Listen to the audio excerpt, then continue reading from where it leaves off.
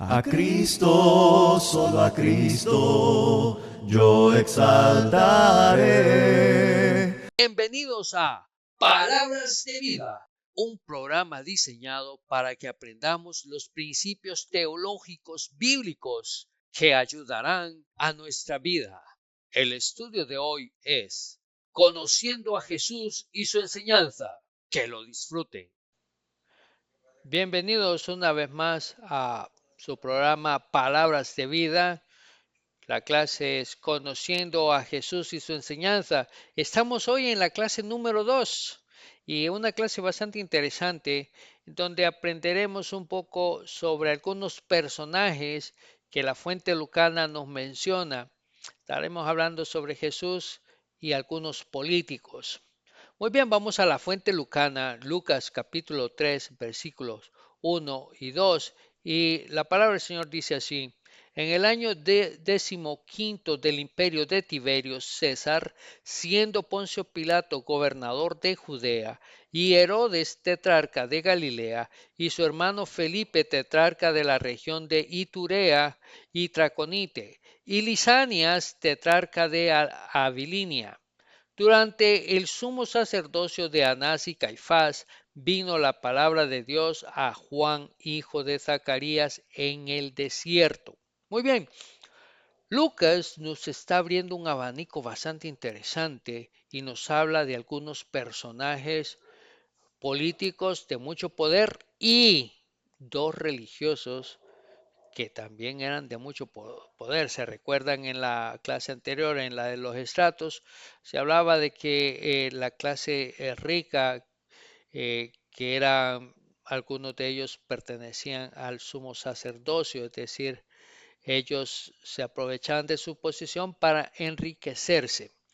Y esto es lo que Lucas nos está dando a entrever en estos momentos. Pero vamos a empezar este estudio sobre el primer personaje. Vamos a hablar un poco sobre la cabeza del Imperio Romano. ¿Quién era la cabeza del Imperio Romano en ese momento?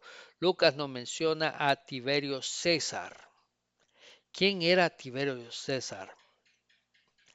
Bueno, Tiberio César subió al poder en el año 14 después de Cristo y reinó 37 años, reinó bastante. Hijo de Tiberio Claudio Nerón y Drusila. Adoptado por Octavio como militar, déjenme decirles que fue muy inteligente, fue un genio. Conquistó regiones de Europa como Panoma, Dalmacia, Retía y algunas regiones de Germania. Terminó sucediendo a Octavio, es decir, que él fue el heredero. Él fue quien subió al poder. Se dice de que misteriosamente los descendientes de Octavio pues desaparecieron misteriosamente. Qué oportuno, ¿verdad? Bueno, siguiendo con Tiberio César, dice que fue muy hábil y pudo negociar con el Senado para que en las calles hubiera paz. Vean la habilidad que este hombre tenía, era impresionante para poder llegar a negociar con el Senado y dominarlos y hacer que estos trabajaran para él. Es impresionante la capacidad que este hombre tenía. Además, se dice que odiaba las religiones orientales, especialmente la egipcia y judía. Sentía horror por esas religiones. En el año 26 después de Cristo decidió abandonar Roma. Tras dejar el poder en manos de los pretorianos Helio Sajano y Quinto Nevio Saturio Macrón, se marchó a Capri.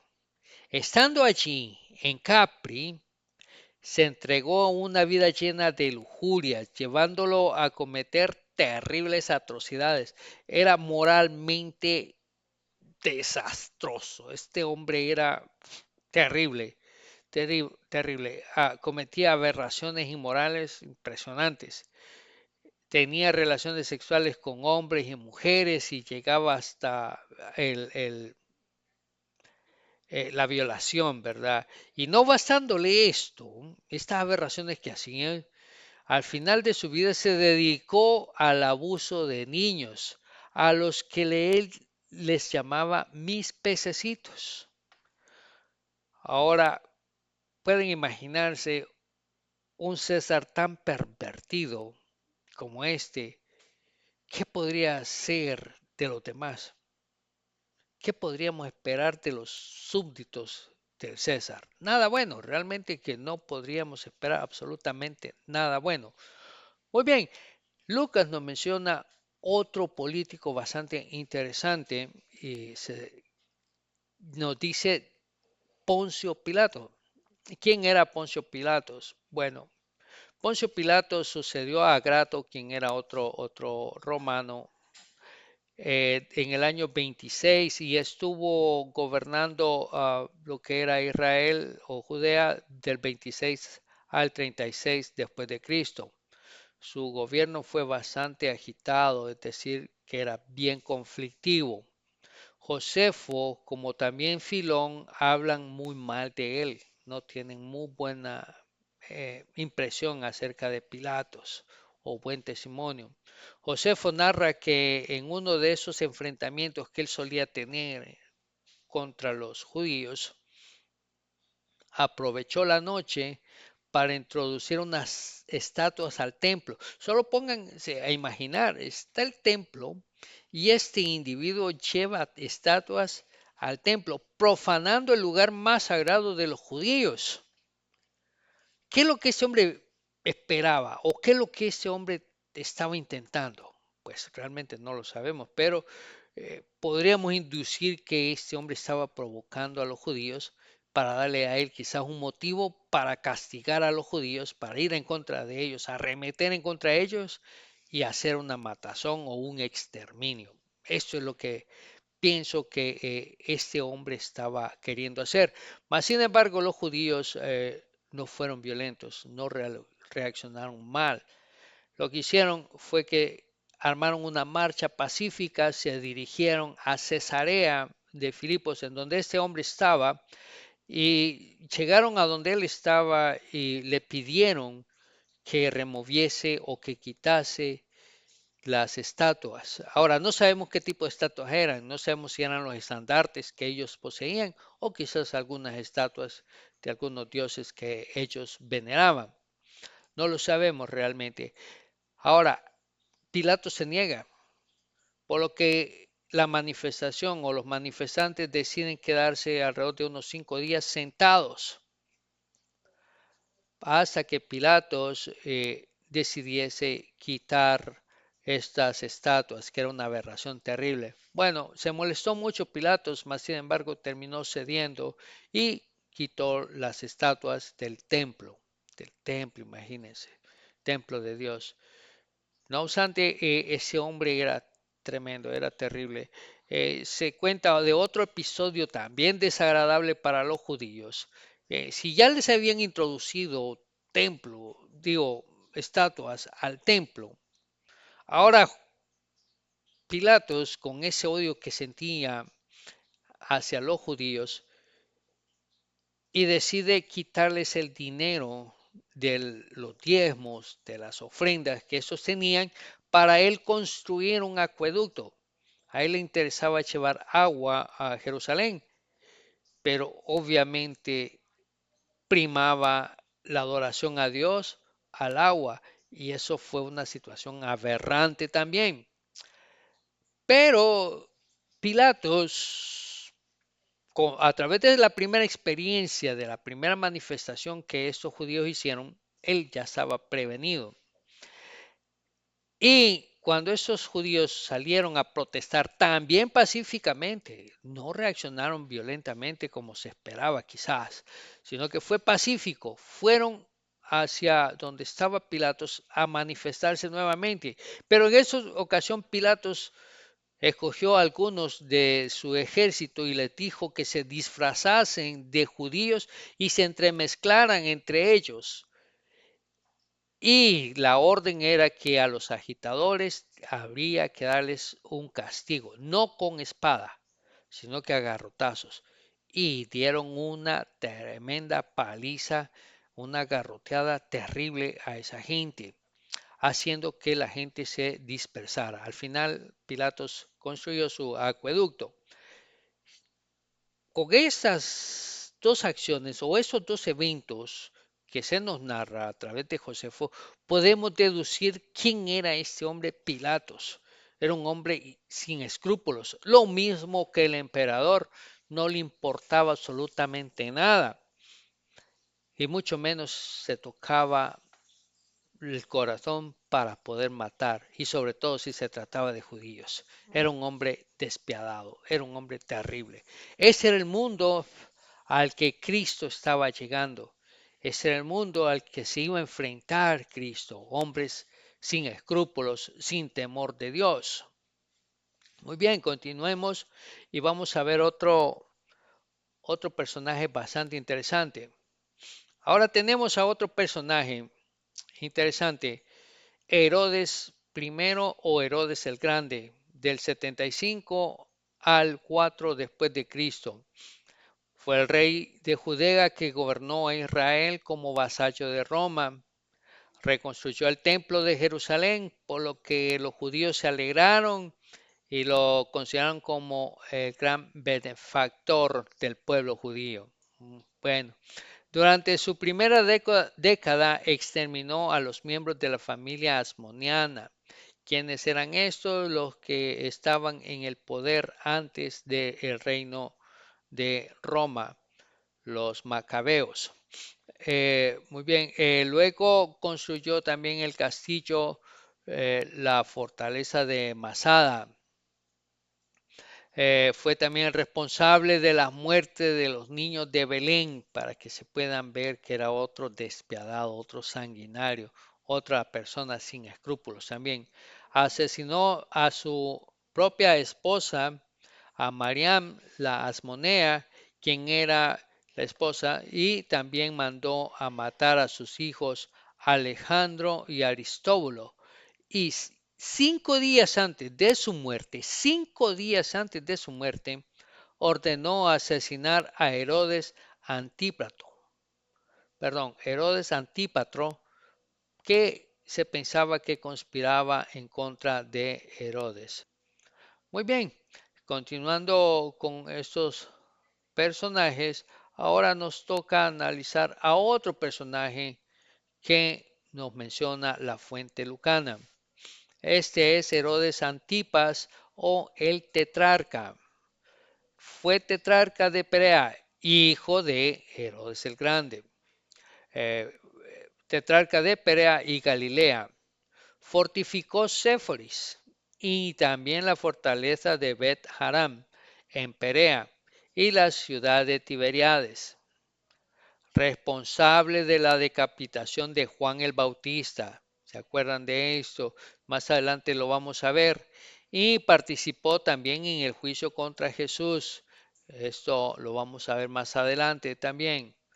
Muy bien, ahora vamos a ver a los últimos personajes. Son unos personajes bastante interesantes. Estamos hablando de los sumos sacerdotes Anás y Caifás.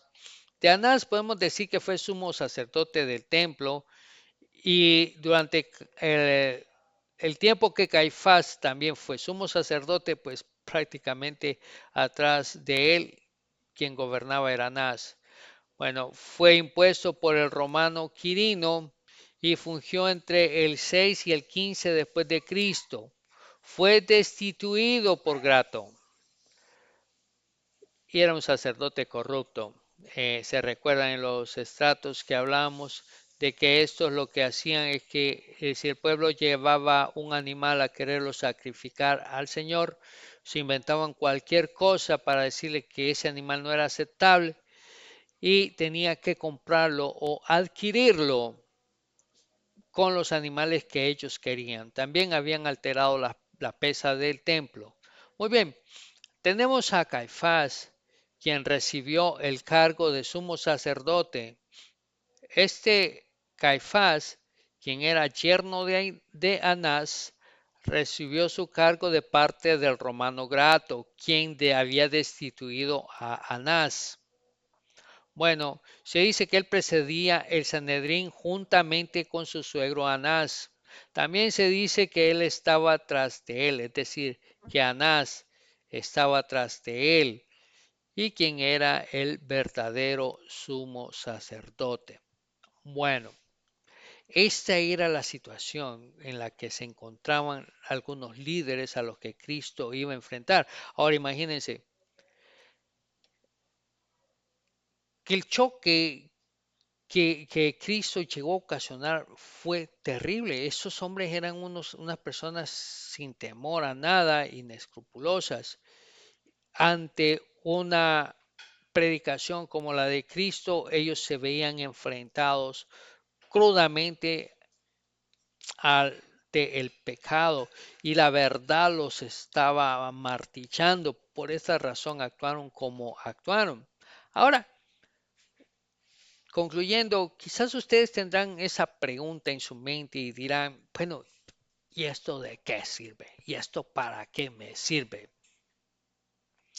Es válida esa pregunta, es muy interesante. ¿De qué nos sirve todo esto? Bueno, es que Lucas nos abrió esta ventana, este abanico, para que nosotros pudiésemos entender el mundo, un poco del mundo al que llegó Cristo, pudiésemos entender la frustración en que esas personas se encontraban con unos políticos como estos, como unos gobernantes como estos, como unos líderes como estos, la gente se sentía terriblemente desesperada. Necesitaba con urgencia una salida. Por eso muchos esperaban a un Mesías que llegase a libertarlos, a un Mesías que fuese y sacara toda esta pudredumbre, toda esta corrupción, que la eliminara, que la quitara. Así estaba esta gente. Por eso cuando escucharon de Juan y su predicación, todos empezaron a correr y a escuchar porque querían escuchar algo diferente. Muchos de ellos iban quizás pensando de que ese era el Mesías, que ese era el que los iba a liberar. Algo otros iban porque realmente su vida espiritual necesitaba algo más, necesitaban ser llenos.